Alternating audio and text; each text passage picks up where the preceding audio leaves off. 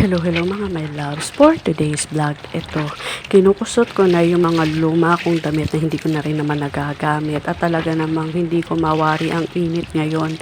Habang bino-voice over ko ito kakatapos ko lang maligo. Ayan, nabubulol-bulol na naman ang Inday Maynilo. Ayan, binabasa ko pa talaga yan. Ayan, tas hindi ko na pinaga kasi plano ko yung ilagay dito sa loob ng aming bahay dahil talagang ang init at wala kaming kisame. Grabe naman talaga at naawa ko sa aking asawa na sobrang init. Ayan, natutulog na nga siya dyan. Tapos ito, nilagay ko tong binasa kong mga luma kong damit. Ayan, nilagay ko sa mga gilid ng aming higaan. Ayan, at tignan natin mamaya kung ilang oras bago ito matuyo. O siya, inom kayo ng maraming tubig at ingat palagi. Bye!